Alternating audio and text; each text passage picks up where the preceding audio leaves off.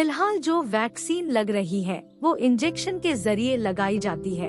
इन vaccine को intramuscular vaccine कहा जाता है, जबकि नेजल वैक्सीन को नाक के जरिए दिया जाता है। इस वजह से इसे इंट्रानेजल टीका कहा जाता है। चीन समेत दुनिया भर के कई देशों में कोरोना के मामले बढ़ रहे हैं।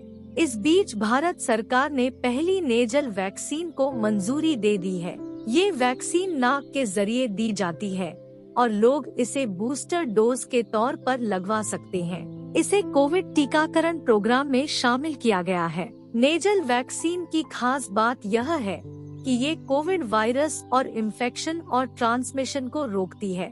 फिलहाल जिन लोगों को कोविशील्ड या कोवैक्सीन की दोनों डोज लग गई है, उन्हें नेजल वैक्सीन के टीकाकरण में शामिल किया जाएगा।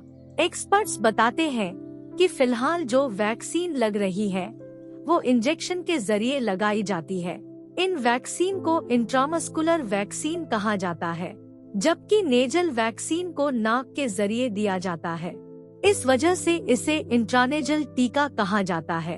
ये वैक्सीन शरीर में मौजूद म्यूकोसा में रोग प्रतिरोधक क्षमता पैदा करती है और वायरस को वहीं खत्म कर देती है। ये वैक्सीन कोविड वायरस को शुरुआती स्तर पर ही खत्म कर देती है।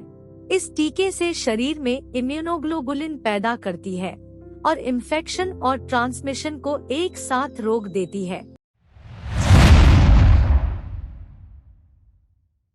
वरिष्ठ फिजिशियन डॉ. अजय कुमार बताते हैं कि इस वैक्सीन का सबसे बड़ा फायदा यह है कि इसे लगाने के लिए किसी विशेष हेल्थ वर्कर की जरूरत नहीं है। वैक्सीन को लगाने के लिए किसी विशेष ट्रेनिंग देने की जरूरत नहीं है। यह वैक्सीन वायरस को शुरुआती स्टेज पर ही रोक देती है, जिससे संक्रमण का खतरा कम हो जाता है।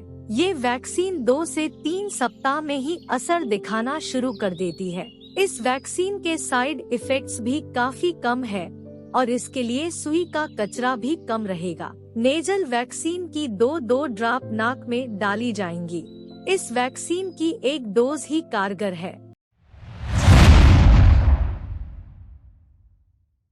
अभी तक जिन वैक्सीन को भारत में अनुमति मिली है वह सब इंजेक्शन के जरिए लगाई जाती है, लेकिन नेजल वैक्सीन को नाक के माध्यम से लगाया जाता है। इस वैक्सीन के बाद से शरीर में वायरस के खिलाफ अच्छी रोग प्रतिरोधक क्षमता विकसित होगी और शरीर के अन्य अंगों को भी वायरस के प्रभाव से बचाया जा सकेगा। फिलहाल केंद्र सरकार ने लोगों को कोविड प्रोटोकॉल का पालन करने की सलाह दी है। केंद्र ने कहा है कि लोग मास्क पहने और बूस्टर टीकाकरण कराएं।